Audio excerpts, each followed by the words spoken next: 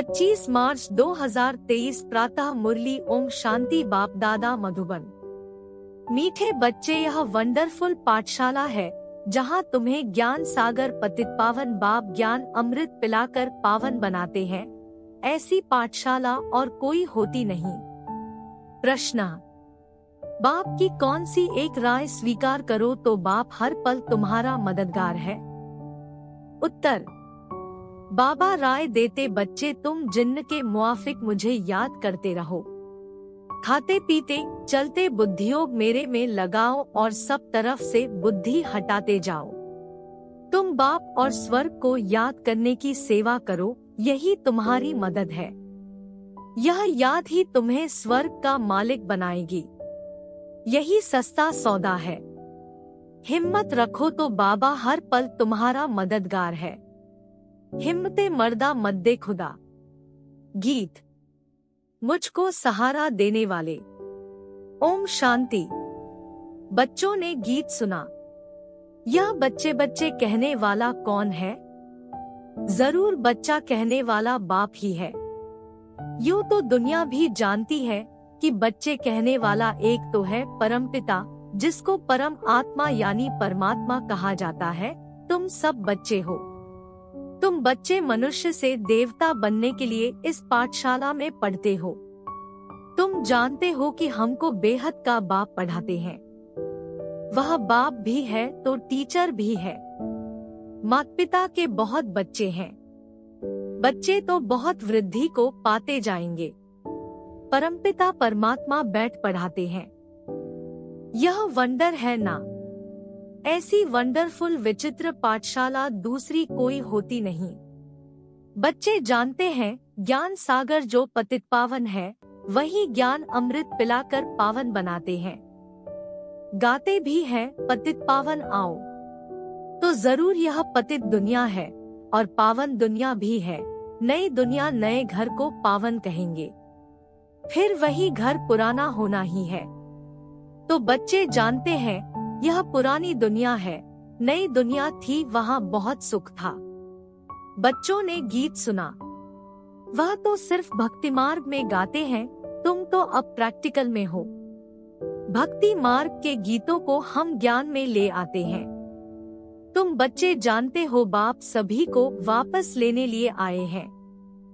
पतित पावन है तो पावन बनाकर ले जाएंगे। ऐसे ऐसे अपने से बातें करनी है। यह जरूर पतित दुनिया है। पावन देवताओं को व पावन सन्यासियों को पतित मनुष्य नमन करते हैं, परंतु पतित पावन बाप एक ही है।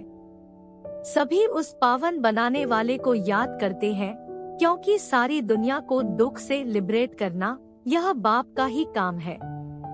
दुख कौन देते हैं? विकार। विकारों का नाम क्या है? काम का भूत, क्रोध का भूत, अशुद्ध अहंकार का भूत। शरीर को भी भूत कहा जाता है, क्योंकि 5 भूतों तत्वों का बना हुआ शरीर है।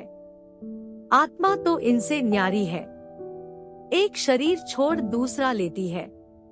अब तुम बच्चे नई दुनिया भी देख रहे हो और उसके लिए पढ़ते हो। मनुष्य भी समझते हैं विनाश होना है, महाभारी लड़ाई लगनी है, परंतु फिर क्या होगा यह नहीं जानते, क्योंकि गीता के भगवान को द्वापर में ले गए हैं। राजयोग तो गीता के भगवान ने सिखलाया, श्री कृष्ण तो सिखला न सके। गीता में श्री कृष्ण का नाम डाल उनको द्वापर में ले गए हैं। यह है मुंझारा। हम तुम भी इस मुंझारे में थे, अब निकल आए हैं। मनुष्य तो दुर्गति को पाए हुए हैं, हम अब ज्ञान से सद्गति दिन में जा रहे हैं। बाप कहते हैं मैं ज्ञान सागर हूँ और कोई भी ज्ञान दे ना सके। ज्ञान सागर एक को ही कहा जाता है, फिर उनसे ज्ञान गंगाएं निकलती है। शिव शक्ति ज्ञान गंगाएं कहा जाता है। वह है पानी की गंगा जो बहती रहती है। ऐसे तो नहीं पानी की गंगा जहाँ चाहे वहाँ जा सकती है, नहीं। तुम ज्ञान गंगाएं जहाँ चाहे वहाँ जाकर ज्ञान दे सकती हो। वहाँ ही ज्ञान गंगा प्रकट हो जाती है। वह फिर समझते हैं फलानी जगह गंगा निकली, फिर एक गौमुख बना देते हैं। वास्तव में गौमुख तो तुम बच्चियां हो। तुम गौ के मुख से यह ज्ञान निकल रहा है। तुम हो ज्ञान सागर से निकली हुई सच्ची सच्ची गंगाएं। तुमको सृष्टि चक्र के आदि मध्य अंत का नॉलेज समझाया जाता है। बाप को ही नॉलेजफुल कहा जाता है। वही वर्ल्ड ऑलमाइटी सर्वशक्तिमान है। वह सब वेदों ग्रंथों को जानते हैं, सबका सार समझाते हैं। हर एक धर्म का शास्त्र एक ही होना चाहिए। जैसे श्रीमद् भगवत गीता एक है, बाइबल एक है। इब्राहिम ने आकर इस्लाम धर्म स्थापन किया, फिर उनके पीछे आते जाते हैं। वह जो उच्चारण करते हैं उनका फिर बाद में धर्म शास्त्र बनाते हैं। फौरन नहीं बनाते हैं, उसी समय तो उनको धर्म की स्थापना करनी है। वह सब शास्त्र बाद में बनाते हैं। बाप कहते हैं यह वेद शास्त्र जप तप आदि सब है भक्ति कल्ट। यह है ज्ञान कल्ट। भक्ति की आयु अभी पूरी होती है, फिर बाप आकर ज्ञान दे पतितों को पावन बनाते हैं। अब तुम जानते हो अभी हम सो ब्राह्मण है, फिर हम सो देवता बनेंगे। 84 जन्मों का पूरा हिसाब किताब बुद्धि में है। अभी हम ब्राह्मा मुख वंशावली ब्राह्मण हैं। पहले हम शूद्र कुल के थे, अभी हम ब्राह्मण कुल के बने हैं। यह भी तुम ब्राह्मण ही जानते हो। देवी देवता धर्म वाले तो कोई है नहीं। हिंदू थोड़े ही जानते कि हम असुल देवी देवता कुल के थे। अभी हम शूद्र कुल के हैं। अपने धर्म को भूल धर्म भ्रष्ट कर्म भ्रष्ट कंगाल बन पड़े हैं। अभी बाप द्वारा तुम बच्चों ने हम सो हम का अर्थ समझा है। हम सो आत्मा परमधाम की रहवासी है। यहाँ आकर पाठ बजाते हैं। पहले पहले हम सतयुग में देवता कुल में आए, फिर वैश्य शूद्र कुल में आए, फिर जाएंगे देवता कुल में। तुम जानते हो कितने जन्म किस कुल में रहेंगे। बाकी बाबा एक एक जन्म का तो नहीं बैठ बताएंगे, नक्शे में बताते हैं। बीज और झाड़ को जानो बस। बाप बीज रूप है, हम कल्प वृक्ष के भांति हैं। हम परमधाम से आए हैं पाठ बजाने। सतयुग से लेकर चक्र लगाया फिर, और धर्म वाले फलाने समय पर आते हैं। फिर जब विनाश होता है तो सब आत्माएं वापस जाती हैं। फिर अपने अपने समय पर नंबरवार आती हैं धर्म स्थापन करने। यह सब राज तुम्हारी बुद्धि में है। बच्चे कहते हैं बाबा आप जो पढ़ाते हैं उससे हम स्वर्ग के मालिक बनते हैं। आप जैसा सुख और कोई नहीं दे सकते। मनुष्य मात्र तो सब अल्पकाल सुख देने वाले हैं, वह तो जानवर भी देते हैं। मनुष्य का जीवन तो अमूल्य कहा जाता है। मनुष्य ही देवी देवता बन सकता है। मनुष्य विश्व का मालिक बन सकता है। बाबा आपने जो सुख दिया है वह कोई भी दे नहीं सकता। बाबा आप तो हमको विश्व का मालिक बनाते हैं। आप विश्व के रचयिता है। तुम तो सिर्फ बाप को याद करते हो बस, और कोई हठयोग आदि की बात नहीं। तुम बाप के बने हो, जानते हो बाबा नए विश्व का रचयिता है। बाबा परमधाम से आए हैं। मोस्ट बिलवेड बाप है, सब उनको याद करते हैं। भला कोई भी धर्म वाला होगा ओ गॉड फादर, हे भगवान व अल्लाह जरूर कहते रहेंगे। बाप कहते हैं मैं सभी को सुख देकर जाता हूँ, तब भक्ति मार्ग में मुझे याद करते हैं। अभी फिर सुख देने आया हूँ, फिर आधा कल्प मुझे कोई भी याद नहीं करेंगे। वहाँ माया रहती नहीं जो दुख दे। तुम विश्व के मालिक देवी देवता बन जाते हो तो तुम बच्चों की दिल में रात दिन यह रहना चाहिए, बाबा आप हमको विश्व का मालिक बनाते हो। हम हकदार भी हैं। बाप नया विश्व स्वर्ग रचते हैं तो जरूर बच्चों को ही मालिक बनाएंगे ना। गॉड फादर हेवन रचते हैं तो फिर हम सब हेवन में क्यों नहीं हैं? सभी हेवन में हो तो हेल होवे नहीं। यह तो हार जीत, सुख दुख का खेल है। नई दुनिया फिर पुरानी बनती है। नया कौन बनाते, पुराना कौन बनाते, यह सृष्टि चक्र कैसे फिरता है, यह बुद्धि में रहता है। सतयुग त्रेता में है सूर्यवंशी चंद्रवंशी, फिर द्वापर में और धर्म इमर्ज होते हैं।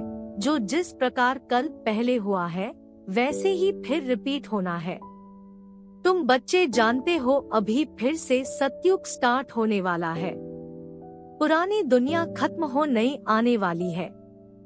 मनुष्य समझते हैं यह दुनिया अजुन पुरानी होती ही रहेगी। बहुत समय पड़ा है। बाप कहते हैं तुम घोर अंधियारे में हो, विनाश सामने खड़ा है। मैं आ गया हूँ पतित दुनिया को पावन दुनिया बनाने। आगे तो कोई था नहीं। अभी ब्रह्मा मुख से संतान पैदा होते जाते हैं। प्रजापिता ब्रह्मा के जरूर अनेक बच्चे होंगे जो बैठ पढ़ते हैं, जिनको फिर देवता बनना है। जो बाप से प्रतिज्ञा करते हैं, पवित्र बनते हैं और स्वदर्शन चक्रधारी बनते हैं, वही राज्य भाग्य लेंगे। सब तो नहीं लेंगे।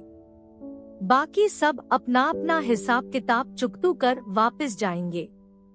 बाबा देवता धर्म की फिर से स्थापना कर रहे हैं और सभी धर्म विनाश होने हैं।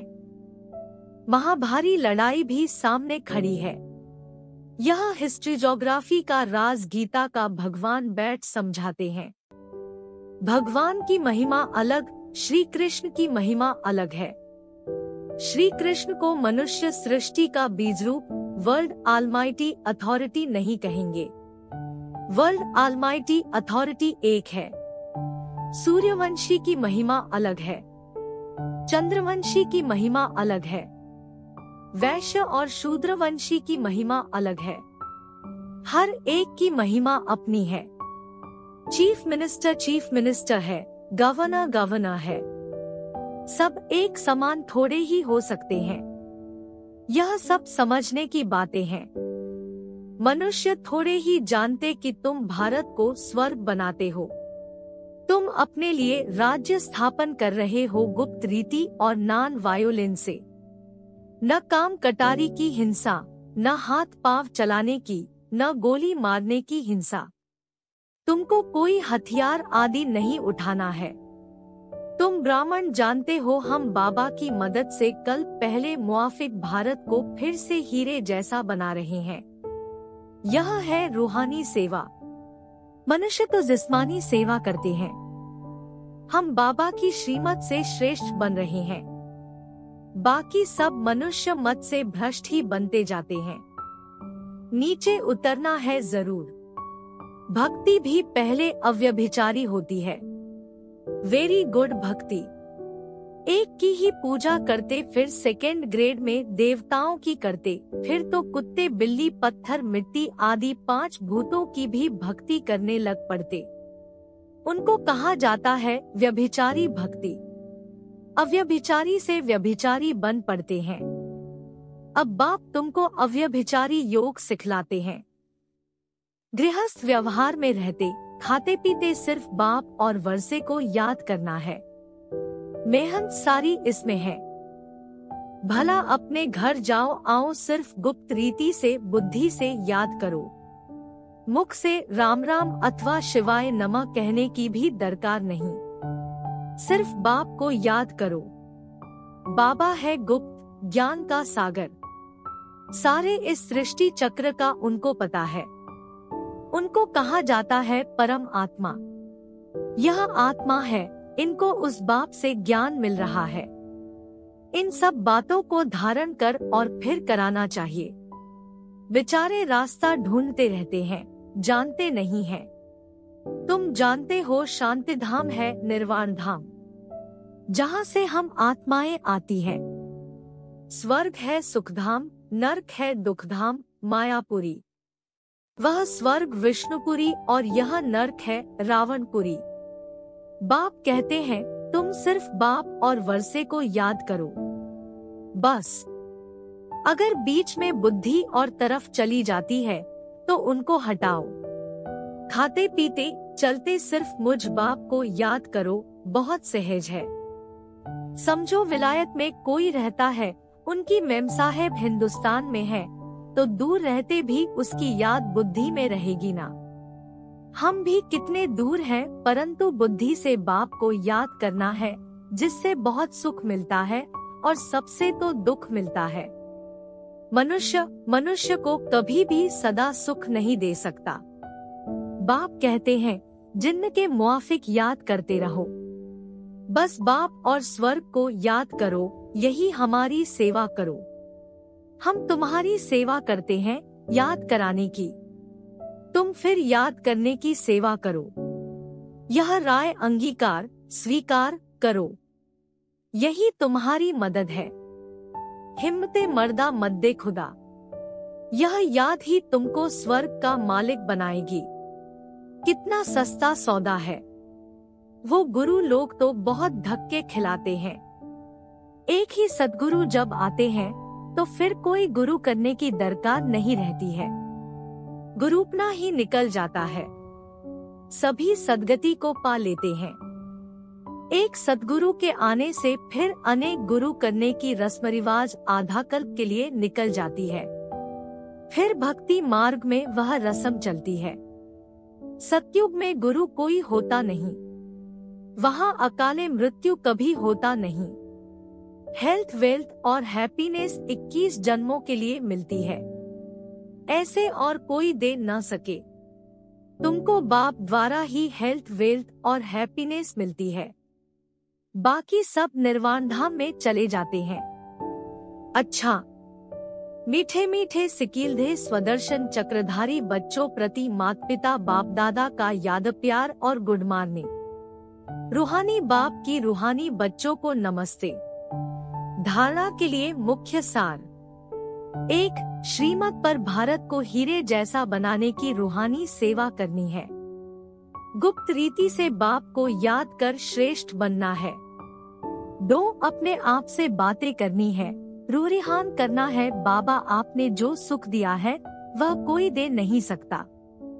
बाबा आपकी पढ़ाई से हम विश्व का मालिक बनते हैं। आप नई सृष्टि रचते हो, उसके हम हकदार हैं। वरदान: भ्रकुटी की कुटिया में बैठ अंतर्मुखता का रस लेने वाले सच्चे तपस्वी मूर्त भाव। जो बच्चे अपने बोल पर कंट्रोल कर एनर्जी और समय जमा कर लेते हैं, उन्हें स्वतः अंतर्मुखता के रस का अनुभव होता है। अंतर्मुखता का रस और बोलचाल का रस, इसमें रात दिन का अंतर है। अंतर्मुखी सदा भ्रकुटी की कुटिया में तपस्वी मूर्त का अनुभव करता है। वो व्यर्थ संकल्पों से मन का मौन और व्यर्थ बोल से मुख का मौन रखता है, इसलिए अंतर्मुखता के रस की अलौकिक अनुभूति होती है। स्लोगन: राजयुक्त बन हर परिस्थिति में राजी रहने वाले ही ज्ञानी तू आत्मा है। कृपया आज की मुरली पर लाइक, कमेंट और चैनल को सब्सक्राइब जरूर करें।